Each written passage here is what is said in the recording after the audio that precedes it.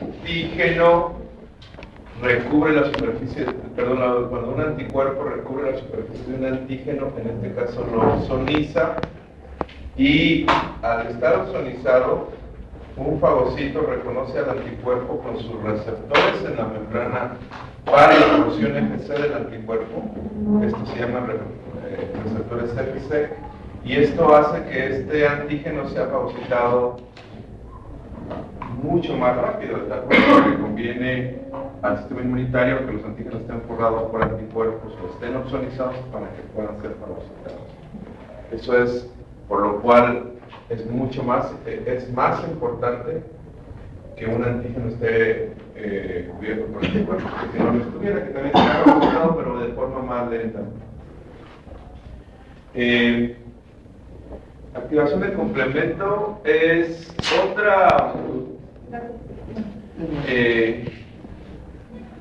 otro factor muy importante de la actividad biológica de los anticuerpos. Fíjense bien cómo esta parte en gris sería una célula infectada con un antígeno viral, por ejemplo, o podría ser también una célula extraña. Estos son antígenos que quizás pudiesen haber sido dejados en la superficie de la célula cuando el virus entra, o bien pueden ser antígenos de superficie de un patógeno, como una bacteria. De tal forma que cuando hay anticuerpos contra esos antígenos de superficie,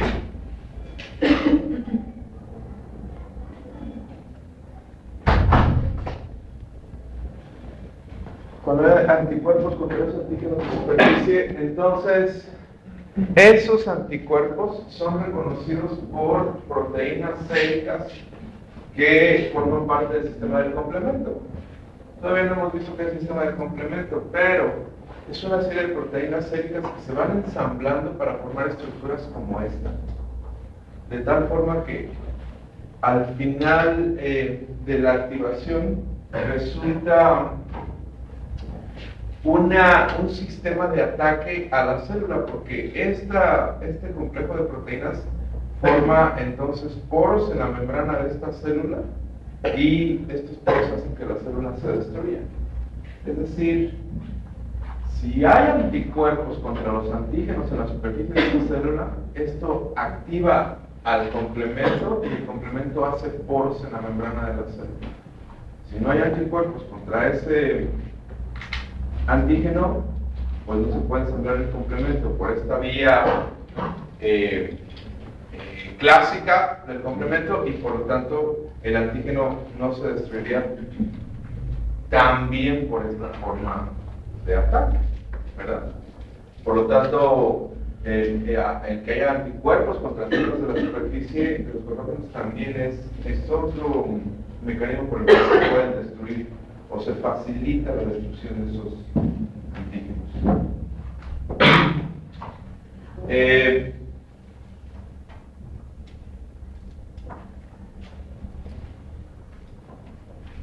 Estos son todos los pasos del sistema del complemento, que cuando ya lleguemos al capítulo del complemento lo vamos a ver con mucho detalle. Esa es la idea clásica del sistema del complemento. Eso nada más para demostrarles que cuando hay antígenos en la superficie unidos a anticuerpos, esos anticuerpos activan el complemento y se van desencadenando la cascada del complemento, que va formando al final poros en la membrana. Forma poros en la membrana que hacen que el líquido salga de la célula, y por lo tanto la célula está como muere, pasa. ¿Sí? La citotoxicidad mediada por células dependiente de anticuerpos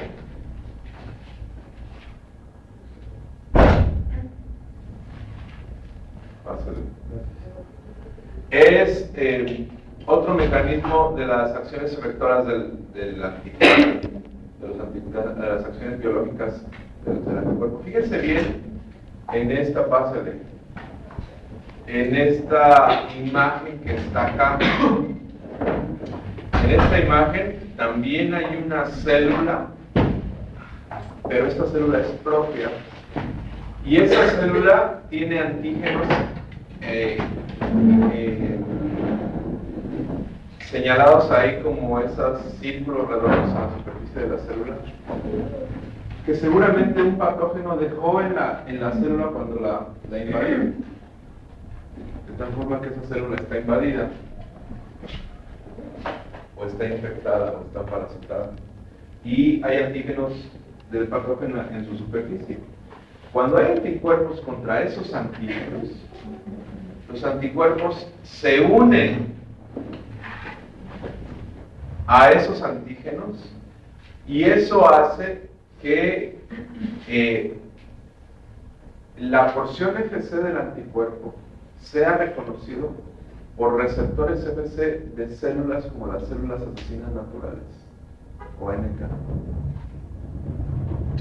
Entonces, la célula NK con sus receptores FC reconoce la porción FC de los anticuerpos que ya están unidos al antígeno de las células infectadas.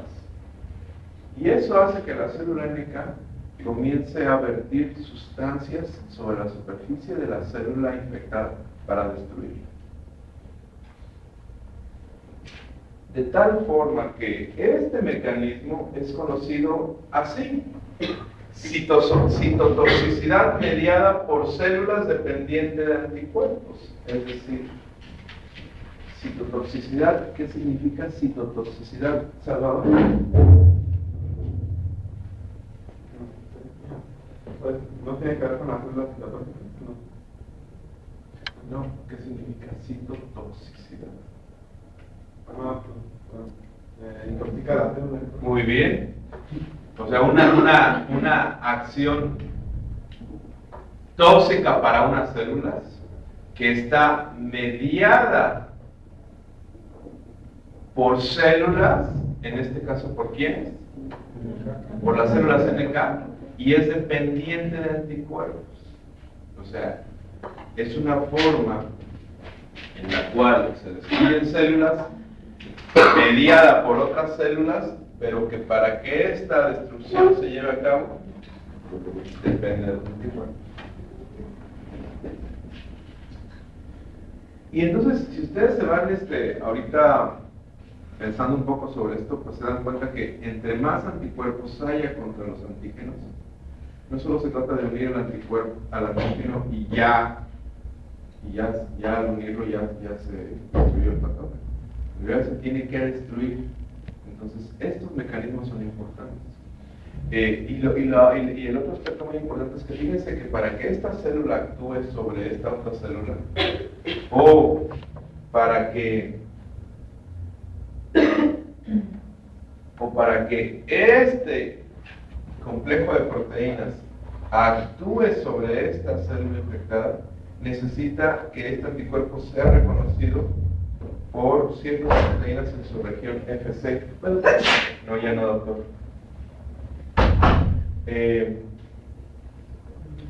En su región FC, es decir, solo los anticuerpos que sean reconocidos en su región FC van a poder ser reconocidos por los receptores FC y como me lo van a explicar ustedes posteriormente, no todos los anticuerpos tienen regiones FC que sean reconocidas por receptores FC. No todas las clases de anticuerpos. ¿Alguien me puede mencionar alguna que no tenga de los estudios que ya han estado haciendo para su trabajo que van a presentar la próxima semana?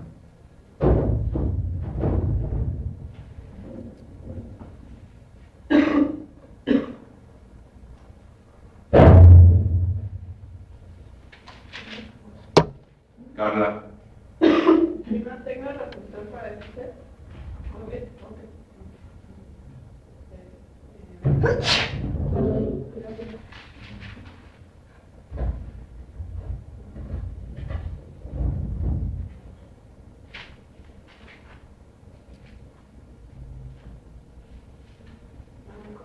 Jorge Alberto.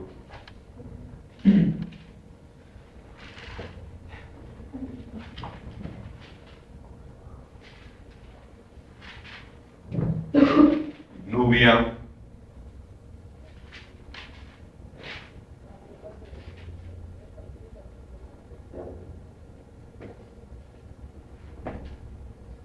riego,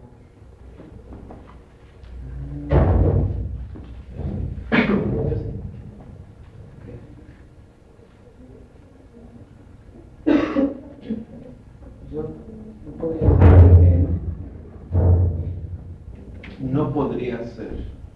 Bueno, puede ser la IgM. No. Lorenzo. La IgG. Hay muchas IgG. Hay muchas.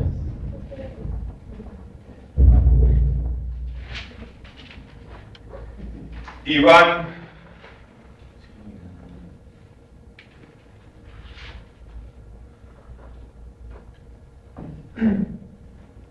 ¿Cuándo tenemos que ir a aprender este trabajo? 17 de qué? De septiembre.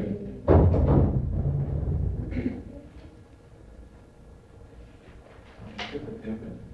¿Seguros? Después nos ¿17 de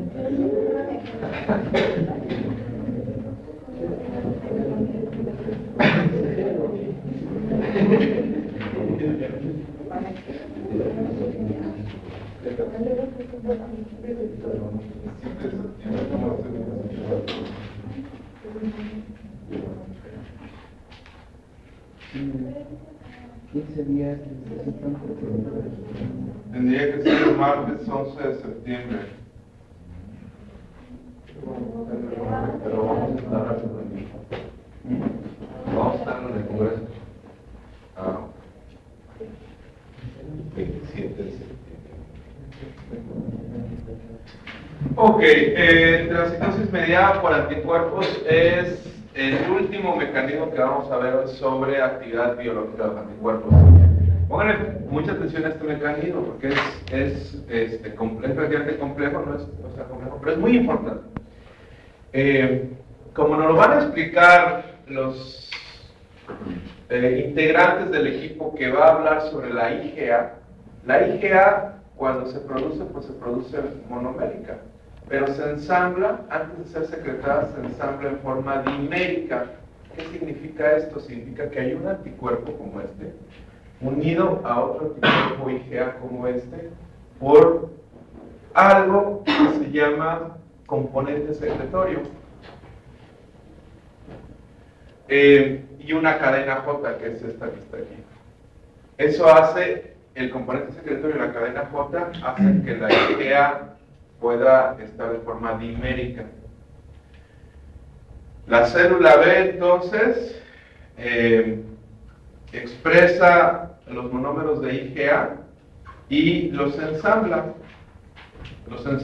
unidos en dímeros por la cadena J, como aquí sí lo pueden ver. Y luego, esto lo hace en los epitelios mucosos, como el intestino o el sistema respiratorio. Y esta IgA después se une en la parte interna de las células del epitelio mucoso, se une a unos receptores que se llaman receptores poli-Ig, que son estos. Este receptor poli-Ig tiene afinidad para la cadena J de los anticuerpos que están ensamblados en forma dimérica. Y se unen, y al unirse este receptor poli-Ig a un dímero de IgA, esto hace que se fagocite esa IgA, se fagocita, se envuelve en una vacuola, pero no se destruye, no se considera como alimento, no se fagocita tal cual y se fusiona con un lisosoma, sino que esta vacuola pasa y comienza a transportarse a través de la célula. Raúl. A través de la célula. Atraviesa la célula. Y luego llega a la parte de la célula que da a la luz del intestino o de ese epitelio. y la vacuola entonces se deshace. Y este componente, este receptor poli-Ig que viene unido a la IgA dimérica, es cortado por las enzimas que están en ese epitelio.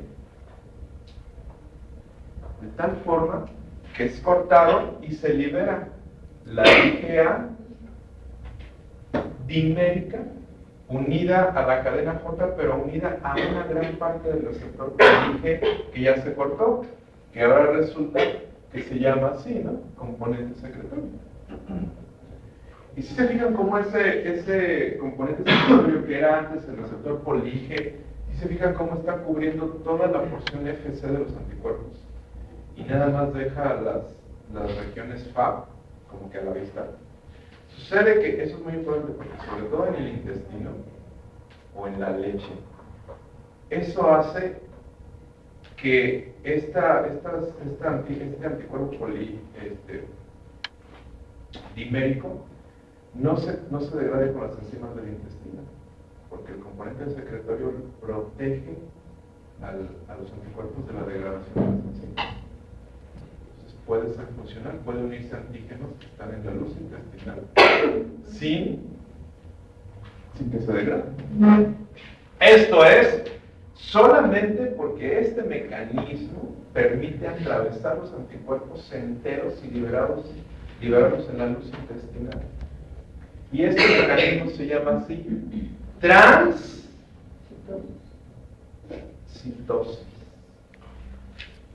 ¿Y qué significa entonces transcitosis chain?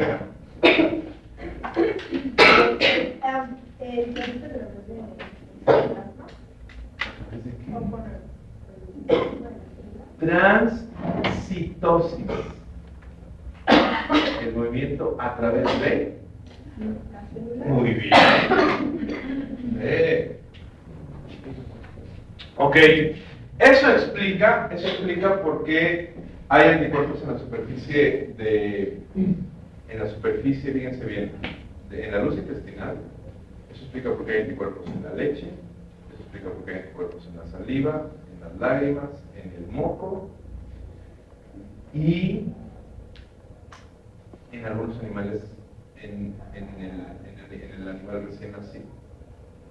Porque eso hace que ciertos anticuerpos sean transportados a través de las células, cosa que nunca pasaría. Ahora, fíjense bien que entonces solamente ciertos anticuerpos van a ser capaces de transportarse por transcitosis, solo los que estén de esta forma. ¿Sí? ¿Alguna duda? Entonces, el receptor poli-G reconoce la cadena J. Es la que no se reconoce. ¿No se separa ya en la luz? ¿Aquí? Ajá. No, porque se separarían, perderían el componente secretorio y serían degradados. Lo que hacen acá es que estos anticuerpos se unen a los patógenos que van entrando al epitelio, se unen y luego todo esto es arrastrado con el moco, con la célula, con lo que sea. Bueno, si no se unieran a los patógenos, ¿cómo se arrastraron? Sí, son secretados y ahí se quedan y después se van viendo con el movimiento peristáltico. De tal manera que cada vez que usted tira algo de moco, pues ahí van unos pocos anticuerpos. Para que no escupa nada más. O escupir, ¿verdad, Daniel? Perdió unos poquitos anticuerpos. Bueno, entonces, acuérdense, en algunas especies los anticuerpos pasan a través de membrana. ¿Me pueden decir el nombre de algunos animales en los cuales sí haya paso de anticuerpos durante la preñez?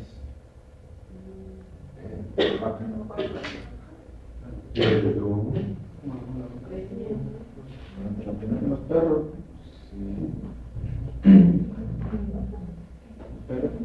Ok, los perros, muy bien. ¿Alguna otra? Los gatos.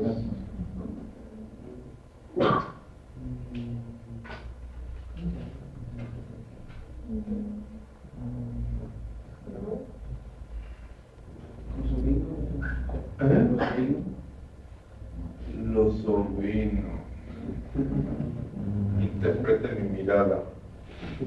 ¿Qué significa mi mirada? No. Muy bien. ¿Alguna otra? Los primates. Ok. Los primates, todos los primates. Bueno, por eso si un niño o un perro, quizás un perro no tanto, un gato no tanto, pero sobre todo un niño o un chimpancé nacen y no toman leche de su madre en las primeras horas, que se llama calostro, podría vivir, pero eso no pasa con ciertos animales como los rumiantes. Los rumiantes si no toman, y algunos otros no, si no toman leche las primeras horas, no viven porque nunca van a tener anticuerpos que los protejan contra los patógenos.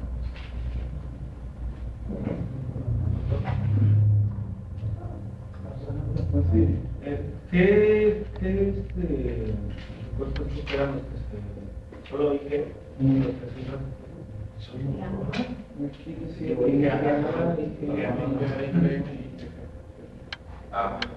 Según cuál, según ahí, se suponía que se me iban a explicar.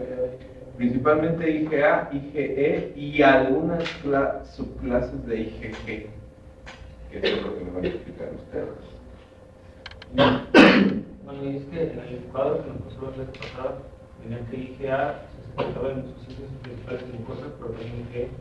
Entonces, IG, ¿cómo no está aparte? O sea, ¿cómo? Eso es totalmente aparte.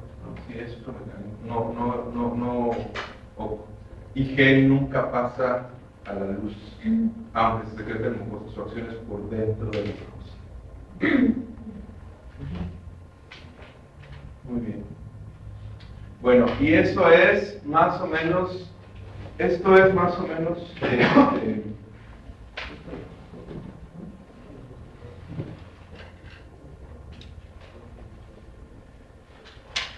y estos son algunas de las concentraciones o niveles de inmunoglobulinas en el suero de algunas especies de los animales domésticos. A mí no me interesa más que mostrarles esta tabla, que ustedes la pueden sacar en cualquier libro de inmunología veterinaria, porque pues es muy compleja. Pero lo que sí quiero yo que ustedes vean es esto, ¿no? Fíjense bien, los niveles en miligramos por decilitro. En miligramos por decilitro. Entonces fíjense bien cómo en realidad los niveles varían de especie a especie. Por ejemplo, en el gato de 400 a 2000, mientras que en el cerdo de 1700 a 2900.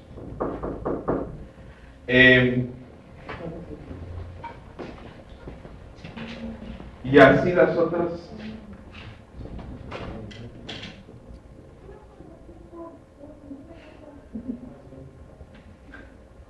A la hora. Yo no sé si no quedó claro, ¿verdad? Pero se supone que si llegan después del cuarto, ya lo que tienen que hacer es esperarse al receso y entrar en la segunda parte. ¿Verdad que eso sí lo saben?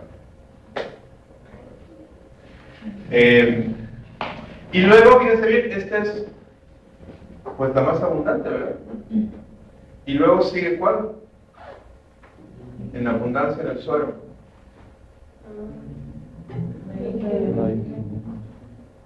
¿Cuál? La IgM. Y luego sigue la IgA, en realidad, y casi no hay nada de IgE. Y prácticamente hay 0 IgD, por eso no está aquí. Pero son valores más o menos aproximados. Y ya tendrán ustedes que revisar los valores de la propia especie cuando estén dedicados a una de ellas. No, yo no le veo caso de verlos en detalle. Ahora, fíjense bien en esto que sí es muy importante. Eso me lo van a explicar ustedes cuando me expliquen el anticuerpo que les correspondió. También lo pueden encontrar en cualquier libro de inmunología. Pero lo importante aquí es esto. Fíjense bien el caballo. El caballo tiene IgG. Pero no nada más tiene una IgG, tiene 7 subclases de IgG, 7 diferentes subclases. y tiene una clase de IgA y una clase de IgM, una de IgE y una de IgD. El bovino tiene 3 subclases de IgG que se llaman IgG1, IgG2 e IgG3. Y tiene 2 subclases de IgA que son IgA1 e IgA2. Mientras que el ratón, por ejemplo, tiene 4 subclases de IgG, que es IgG1, IgG2A, IgG2B e IgG3. Y el humano tiene IgG1, IgG2, IgG3 e IgG4. Es decir, en realidad sí varía esto a nivel de especies. Porque mientras el chimpancé tiene una IgA, el humano, que es muy parecido, tiene 2 IgAs, IgA1 e IgA2. Y eso es importante considerarlo, porque ¿qué quiere decir eso? Quiere decir que entonces, ahora sí, a nivel de especie animal, sí hay diferencias entre las diferentes subclases de IgG o de IgA que hace la IgG1 en bovino comparado con la IgG2, o que hace la IgG1 en humano comparado con la IgG2, o con la IgG3 o con la 4 que hace. Eso es importante que lo entiendan, porque en bovinos, por ejemplo, fíjense bien, la IgG2 es reconocida por los receptores Fc de muchas células y por el complemento, pero la IgG1 no es reconocida. Sí. Y bueno, por ejemplo, aquí sí en especies varía las clases de... por ejemplo, en razas, por ejemplo, razas de perros también se varía, sería un Fantore. Los perros van a tener lo mismo.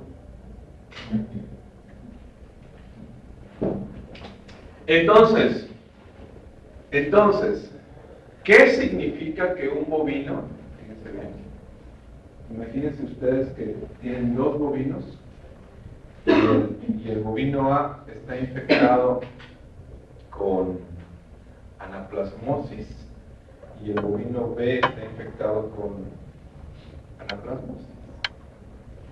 Pero el bovino A, cuando ustedes hacen un estudio sérico para saber las subclases de anticuerpos, sucede que el anticuerpo más dominante en el suero del bovino A es IgG1, y en el bovino B el anticuerpo más abundante en el suero es IgG2. ¿Cuáles son las implicaciones que tiene esto en el sistema inmunitario del bovino o en la respuesta inmunitaria del bovino contra esa enfermedad?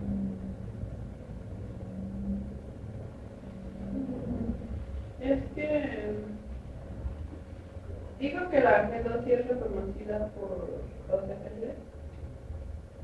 CFC, que va a activar lo de actualización, entonces va a ser como más rápido. Pero va a ser más rápido. Sí.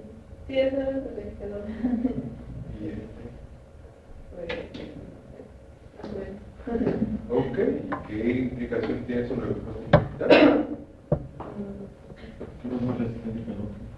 Resistente. Bueno, ¿qué más resistente? Puede crear una respuesta inmunitaria más rápida, ¿no? Ok. Más eficiente. Así es importante que si este bovino logra generar anticuerpos IgG2, pues va a poder eliminar los patógenos con otros mecanismos mejorados que si nada más tiene IgG1. Así de sencillo. Imagínense las implicaciones tan grandes que tiene eso. No es lo mismo que generes IgG1 o que generes IgG2. Y Y bueno, eso es algo que en realidad muchísima gente, muchísimos veterinarios obvian, porque en verdad lo único que hacen es eso. Pues vamos a medir los niveles de anticuerpos. Ah, pues los tienen muy altos.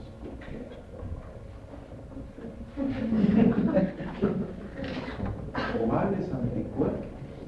Porque no es lo mismo, ¿verdad? Bueno, ¿alguna pregunta?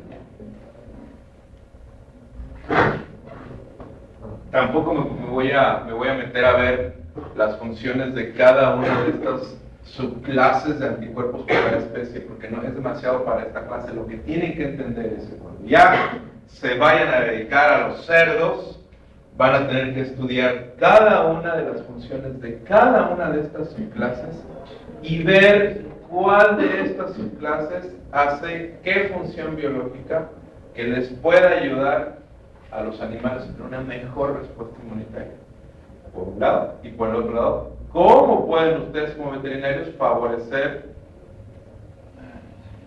que ese cerdo genere esa respuesta específica. Profesor, por decir, no se podrían como, no sé, es como aislar esa clase de anticuerpo y como hacer un tipo, no sé, por decir, del ejemplo del bovino que usted daba, poder pasar esos anticuerpos G2 a otro bovino. Sí se podría, sí puede, o sea, de que se podría, de que se hace, no se hace. Pero si tú le vas a pasar anticuerpos de un animal a otro, pues mejor le pasas los que sabes que le ayudan más. No, todavía no se hace. Pero no podría también existir la posibilidad de que los rechazara. Lo rechaza en una segunda ocasión. En una primera ocasión, cuando tú le quisieras salvar la vida, no. Es lo que pasa con los anticuerpos contra venenos de serpientes. Te pica una serpiente, te estás muriendo y te inoculan esos anticuerpos y te salvan la vida. Pero luego tú creas anticuerpos contra los anticuerpos que te inoculan. Si te vuelve a picar la misma serpiente, ya no, porque al momento que te aplican los anticuerpos contra la serpiente, tus anticuerpos reaccionan contra los anticuerpos y ahora tú te mueres por el efecto tan violento que tiene tu respuesta inmunitaria contra esos anticuerpos. De una u otra forma. ¿Mande? ¿Puede indicar que ya se expuso antes? ¿O la sigue teniendo? No, que ya se expuso antes, el sistema inmunitario ya reconoció antes eso como antígeno.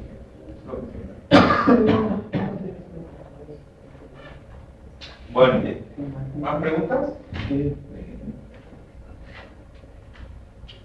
Ok. No puede ser.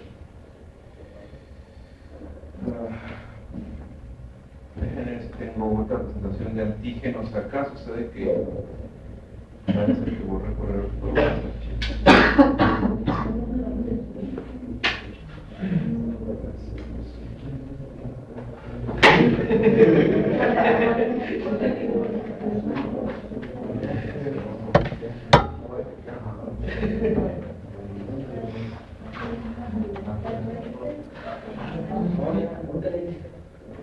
Pero uno tiene una pregunta. A ver, sí. Nosotros tengo una pregunta. A ver. ¿Y de qué depende que, por ejemplo, un bovino sí pudo sintetizar G2 y el otro no? O sea, ¿qué es lo que hizo, digamos, que sí? ¿Qué factor fue lo que hizo eso? Muy buena pregunta. Es muy probable que gran parte de la respuesta sea la genética de ese animal. El MHC, ¿ya vimos el MHC? Solo lo mencioné. Solo lo mencioné.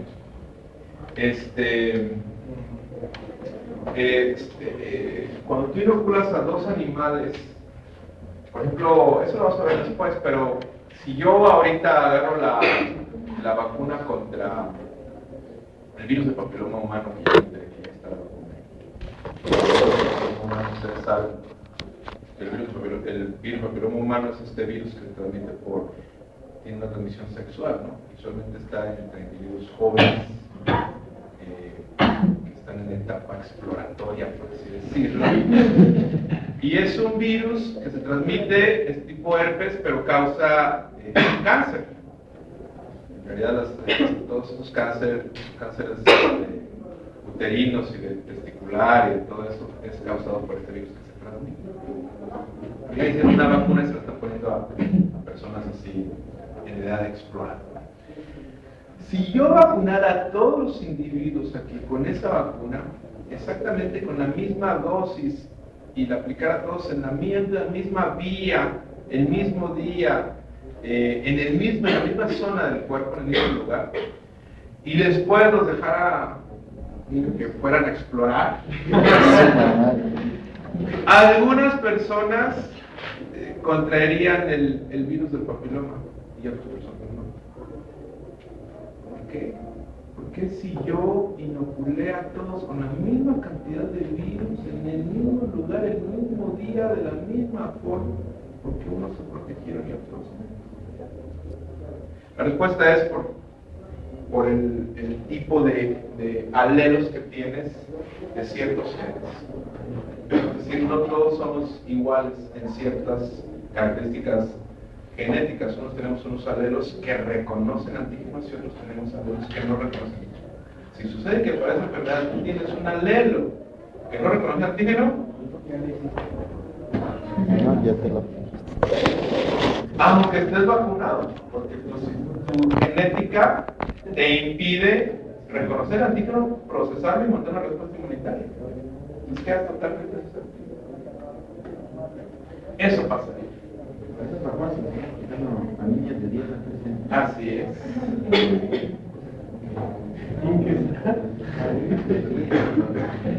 Yo no sé por qué no se lo están aplicando a niños. Profe, esto de, por ejemplo, de las transferencias de los antígenos en cuanto a lo de los alelos que pueden presentarse para que los A ver, no reconozca. entendí. Transferencia de antígenos, ya me espanto. Bueno, nosotros, sino me acaba de preguntar uno de que para los alelos de los genes que puedan reconocer un antígeno que tengas, también influye, por ejemplo, que en el caso de los rumiantes tengan que tomar el calostro para que sean los anticuerpos. O sea, no es así como que, por ejemplo, a los humanos ya por genética te va pasando el anticuerpos al feto y ¿qué? ¿Qué parece? A ver. Exactamente qué me preguntó. Que si tiene que ver algo de los genes con que los anticuerpos de los rumiantes, por ejemplo, tengan que ser adquiridos mediante el calostro. No, lo único que tiene que ser es que los rumiantes, yo estoy seguro que lo deben de haber visto en su clase de histología. Los rumiantes en su placenta tienen muchísimas capas de células que dividen al feto y al útero. Hay 7 capas en el rumiante. Entonces, pues las células pueden atravesar una capa, perdón, los anticuerpos pueden atravesar una capa, pero no pueden atravesar 7. Entonces, un rumiante que nace trae 0 anticuerpos. Y el número de capas se va reduciendo en algunas especies. Por ejemplo, los caballos o los perros tienen menos capas. Y los que tienen menos capas de todos, que son 2, son los humanos. Por eso los humanos nacen prácticamente con todos los anticuerpos, que durante todo el tiempo le pasó la mamá. Esa es la explicación.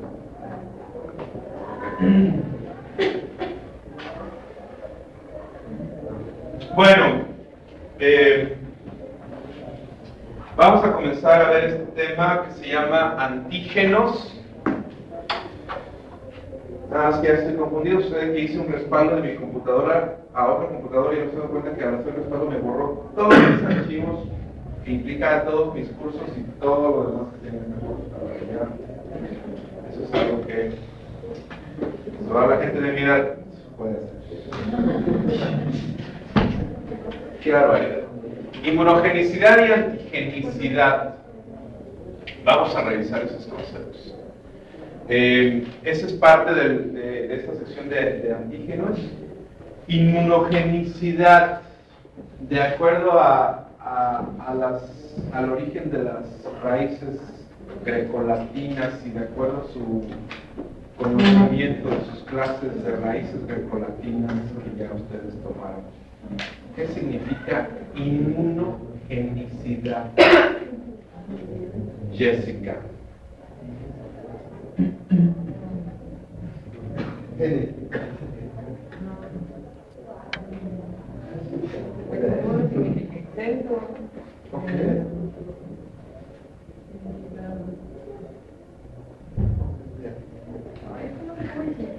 Ah, perdón.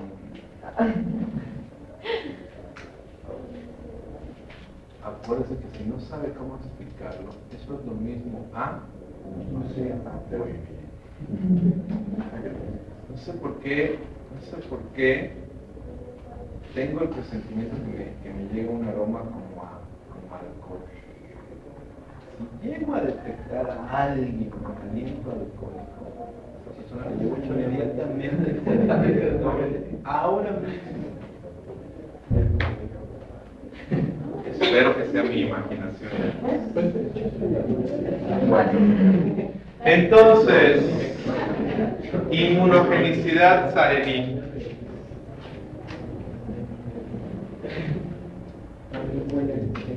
Bueno, felicidad me suena como a... ¿qué? Como a qué, ¿no? Pues es su amiga. Pero yo no le dije. Yo pensaba lo mismo. Pues si son amigas, pues sí. A ver, Daniel González.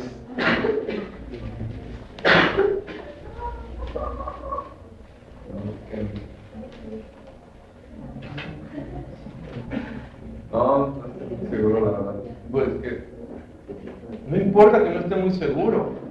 Algo así como cómo comienza la inmunidad.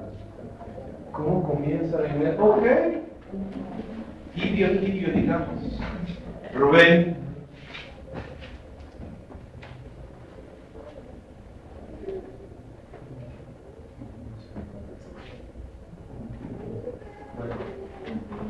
Podría ser como la inmunidad dada por ciertos genes. Ok, no. Inmunizados de nacimiento. Inmunogenicidad. Inmunizados de nacimiento. ¿No? ¿Alguien más? Bruno.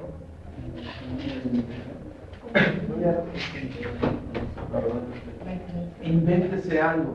No sé, como, no sé, lo que dijo mi compañero es como el inicio de la inmunidad. Ok. Genes es generación, inmunos, respuesta inmunitaria.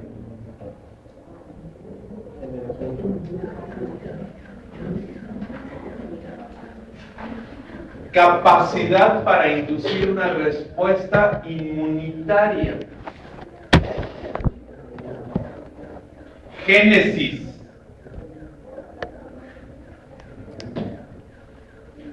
Capacidad para inducir una respuesta inmunitaria. Muchachos, acostúmbrense, aprovechen ahorita esta etapa de la vida que tienen, que es una etapa de la vida verdaderamente, es la mejor etapa de la vida de un humano. Cuando eres estudiante y se te perdona absolutamente todo.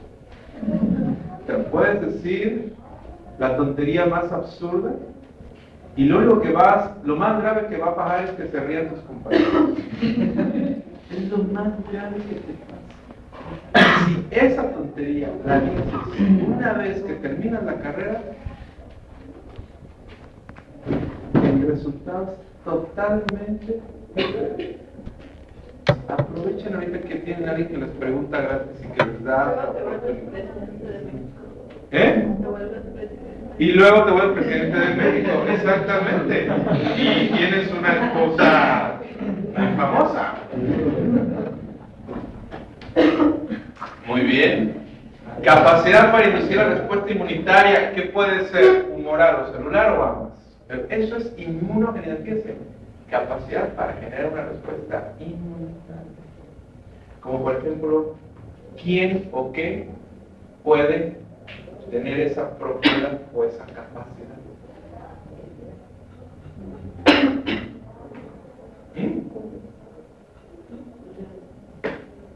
Los seres vivos, ¿no? Los seres vivos. Mamita. No. ¿Quién puede inducirla? No tenerla. Que te das ¿Perdón? a hacer.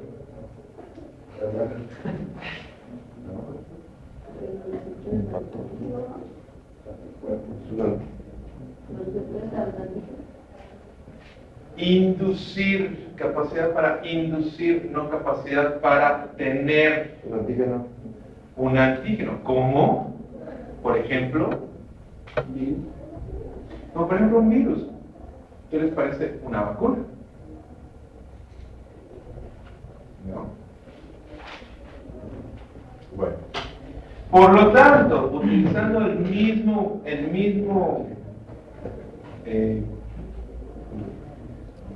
concepto de integración, ¿quién me puede definir qué es un inmunógeno?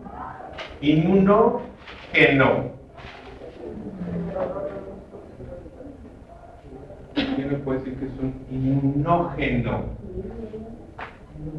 Isaac.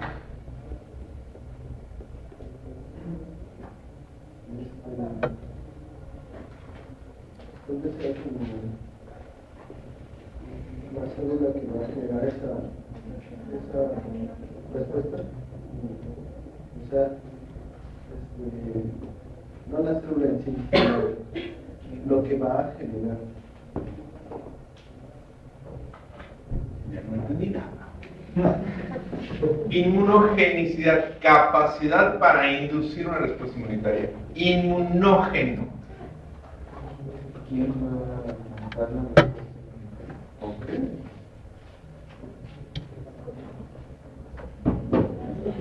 Sustancia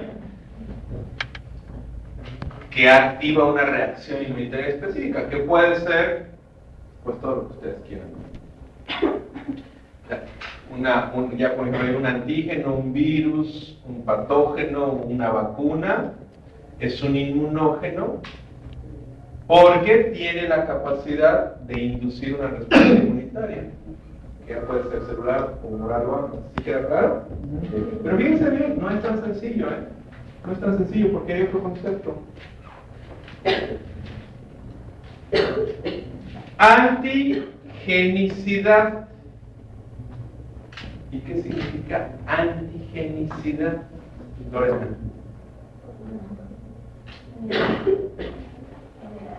Capacidad para... Bien. Capacidad para...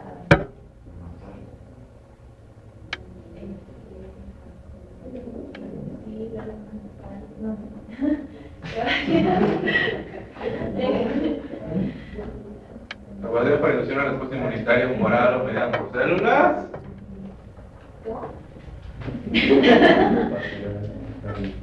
Capacidad, una antigenicidad es la capacidad para inducir una respuesta inmunitaria humoral o mediada por células. Ok, entonces. Capacidad para activar la Capacidad para activar. ¿Y qué significa la diferencia entre inducir y activar? bueno, que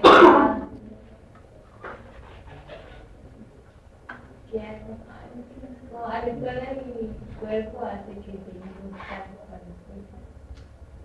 para Ok. Carlos. ¿Nadie se llama Carlos?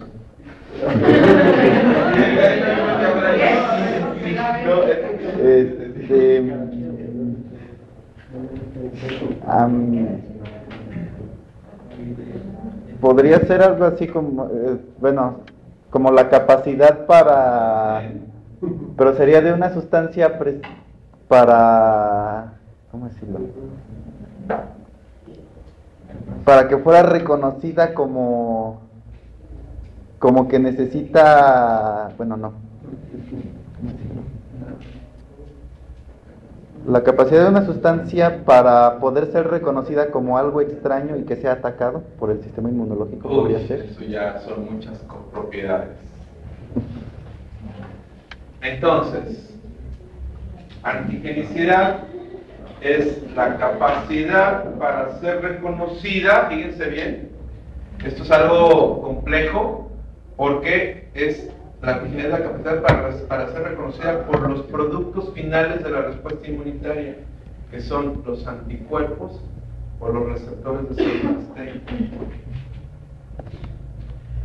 Una sustancia que tiene la capacidad de ser reconocida por un anticuerpo o por un receptor de células T, que son los productos finales de una respuesta inmunitaria, tiene antigenicidad. Y entonces, ¿cuál es la diferencia entre antigenicidad e inmunogenicidad? ¿Quién me puede decir? Uno reconoce y el otro no. ¿Qué?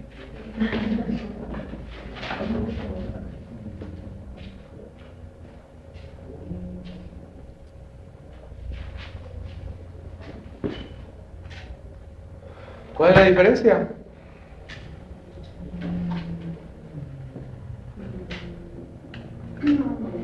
Jonathan. La antigenicidad es como más específica. Digamos que ya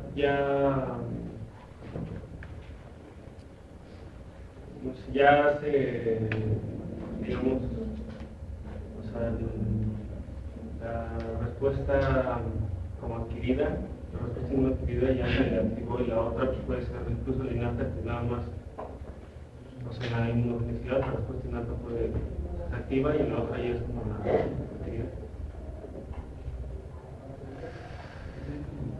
¿No? Bueno, yo entiendo que antigenicidad, o sea, es como la propiedad que tiene, por ejemplo, un virus para que sea reconocido por las células del sistema inmunitario.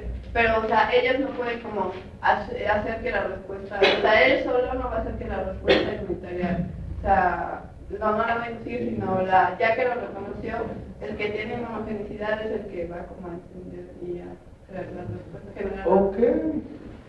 Palabras más, palabras menos, por ahí va. Bueno, fíjense bien, entonces, ¿qué es un antígeno? Utilizando el mismo concepto, ¿verdad?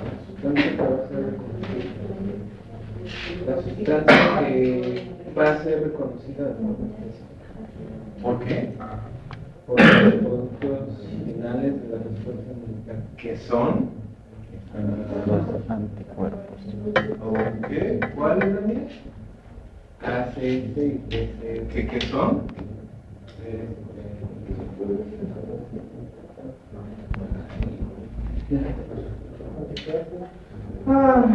Es que el problema que tiene usted es que me responde también que parece que es listo. De verdad, parece que es listo. Y luego, sustancia que es reconocida por un anticuerpo o un receptor de células T.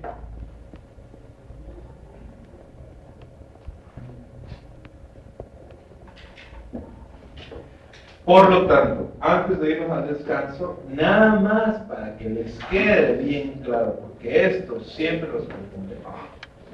Una sustancia puede o no puede, esa es mi pregunta para ustedes, ser inmunogénica y antigénica. O para ser antigénica, tiene que ser inmunogénica. O puede ser inmunogénica sin ser antigénica. ¿Qué opinan? Es decir, ¿un antígeno es un inmunógeno o un inmunógeno es un antígeno? O un inmunógeno puede no ser un antígeno o un antígeno puede no ser un inmunógeno.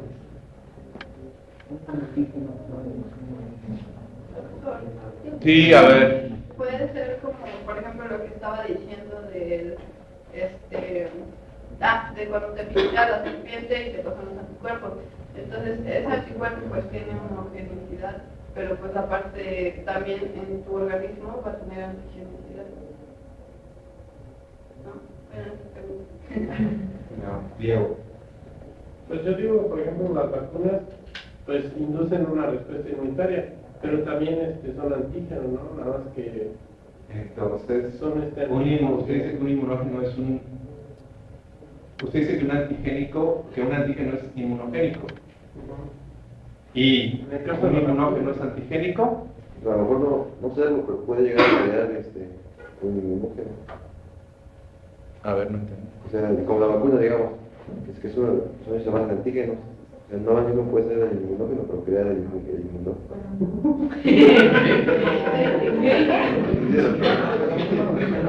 No me quedó muy clara su O respuesta. sea, por ejemplo, una vacuna tiene un antígeno, digamos. Ajá. O sea, esa va a crear la respuesta porque sea el inmunógeno.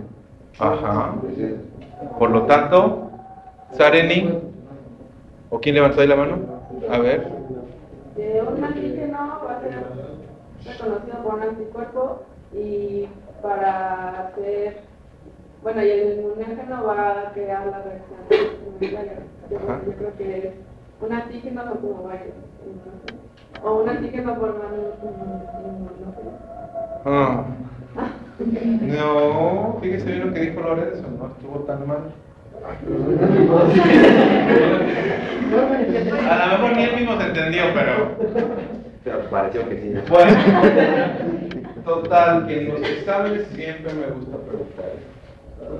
¿Un inmunógeno es antigénico? ¿Un antígeno es inmunogénico?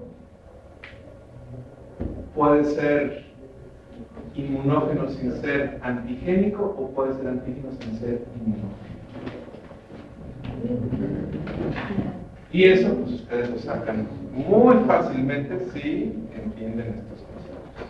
Bueno, sí, 10 minutos de descanso.